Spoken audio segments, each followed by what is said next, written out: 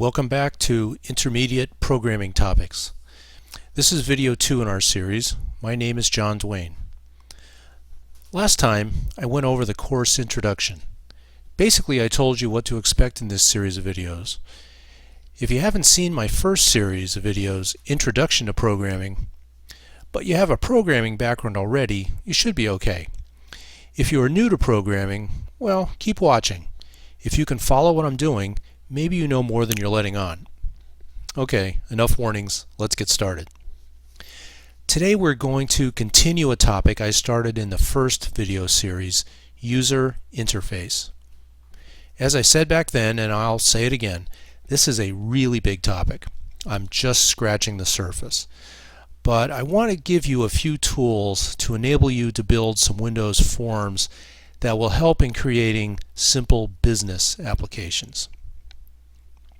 The tools I want to show today are the combo box and the progress bar. We will also go a little deeper into event handling procedures. These are really critical, so we'll spend some time on that.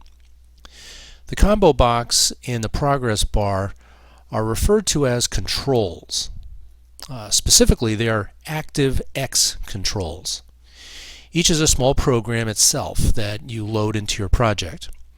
If you were to look in the directory where your programming files are stored, you would see these programs as files with a DLL extension.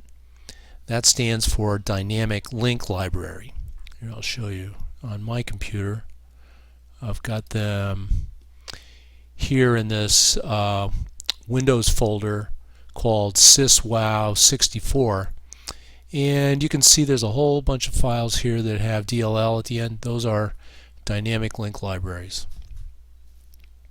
Often one DLL file contains many ActiveX controls.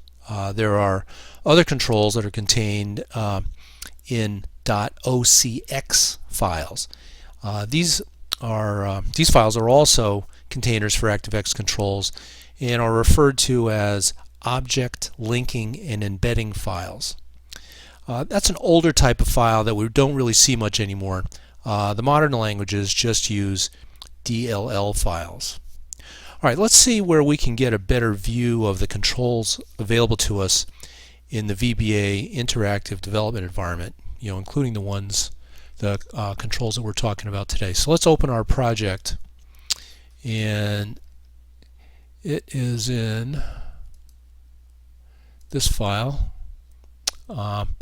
and our finished project is going to look like this, but let's look at the code first so we can get a sense for what's really going on here.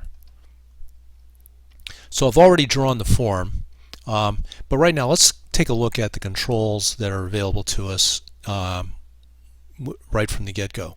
So we would go up to Tools and Additional Controls, and we get a window that looks like this. And this has all the controls that are installed on your computer. So there's quite a few of them. If we just wanted to see the ones that are available to us in the toolbox down here, we just click here, Selected Items Only, and now just a few of them are selected. If, for instance, I wanted to take one out of the toolbox, I would just deselect it and hit OK, and you might notice that one item, the progress bar, just disappeared. Let's move this guy up here a little closer to the center of the screen so you can see it better. Nothing down here. Let's put that progress bar control back. So additional controls, and let's unselect the selected items, and let's go find it. It's in Microsoft Progress Bar. Here it is. Microsoft Progress Bar Control version 6.0. We'll click that.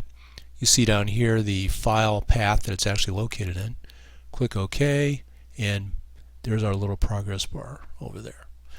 Alright, so that's how you can find the controls that are available. If you don't see it in the toolbox, you'll have to go to that additional controls window and select it. Now all the general purpose programming languages have these pre-built programs that you can add to your project. These ActiveX controls. You could probably write some of them yourself, but why would you? These libraries of controls save you a tremendous amount of time. All right, so let's talk about the combo box. So what is a combo box? Well, this is what it looks like. This section here, the book preview box, this is a combo box. It lists all the things you can select from. It's like a pull-down menu. Has a little scroll bar on the side. So like I said, it's basically a pull-down menu. You can place it anywhere in your form. The user pulls down the menu, selects an item from it. Then the program logic would do something based on that selection. Now you, the programmer, have to place the control on the Windows form. You have to give it the size you want, and then you load it with the menu items. So you do all that in code. You'll also need some code to handle the selection once it is made. So this sounds complicated, but it's all pretty easy once you see an example. So let's take a look. Let's go back to our project, and I'm going to get the right window. So here's the form, but let's take a look at the combo box. It's right here. In the toolbox, it's located right here. So let's just drag another one onto the form so you can see how it works. It starts off like that. You can make it longer. You can make it wider. And there it is. The one that I've chosen to use is a little on the smaller side than this, but that's how you put it on the form. The properties window for the combo box, you can see up here combo box 1, it's automatically given that name.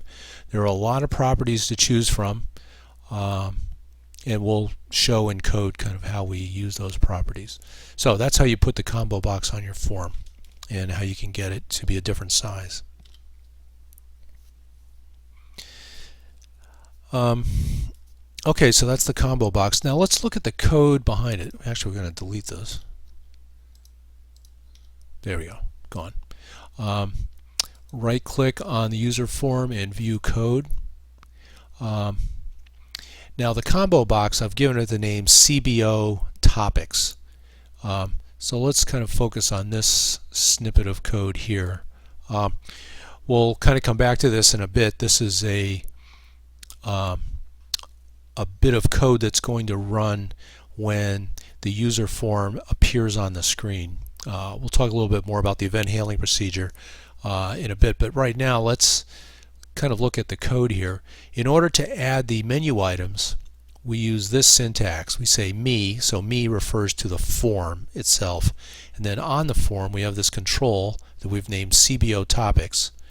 Dot add item. Add item is the method, that's the action that's going to add variables as one of the items. And then we repeat that same syntax with all the other selections. So all the other menu items, variables, data types, constants, if then else, program flow, user interface, and arrays. These are all programming topics, obviously. So that's how we add menu items to the combo box.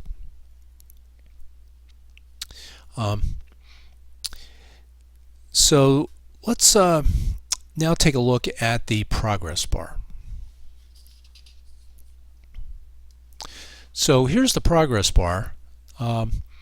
It's just like it looks. Here it's all filled in, but the real action of the progress bar is that it will color in kind of gradually as the program tells it to.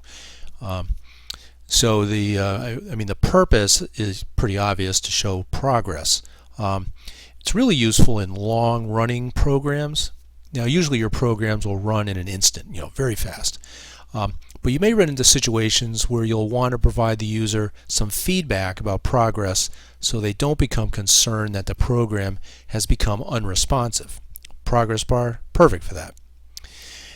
You probably won't have this in your available controls in your VBA interactive development environment as it comes out of the box. The toolbox over here, I had to add the progress bar to mine. You'll probably have to do the same, but we just showed you how to do that. So once it's in the toolbox, you just simply add it to your Windows form just like the combo box. So let's do that. Bring it over. Comes over kind of small. You can stretch it out. Make it as big or as wide as you want.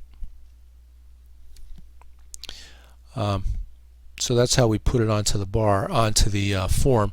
Now the one thing that you really need to focus on in the properties are the properties called min and max. So the progress bar is going to fill in using numerical values in the value property, and the min and max properties will control how small that value can be and how big it can be. They default to 1 and 100 respectively, and usually that's perfect. So let's get rid of this. The more difficult thing with the progress bar is determining what signals progress in your program. Let's say your program has 10 processes that always have to run. You could assign values to the progress bar after each has finished. After the first process is finished, you would assign it the value of 10, say. After the second is finished, you would assign it the value of 20, and so on until finally assigning it 100 after the final process finishes, and at that point the progress bar would be completely filled in. In our example, and we'll run this later so you can see it, we'll use the progress bar in a different way. We'll use it to display a limit and how close we are to it. The progress bar will be like a drinking glass that we are filling up. Once it's full, a message will display letting the user know that we are finished, or that the drinking glass, so to speak, has been filled up. Okay, so now the progress bar and the combo box are on our form. We're kind of running out of time for this video, so let's stop it here and we'll continue on with this topic in the next video. Thank you.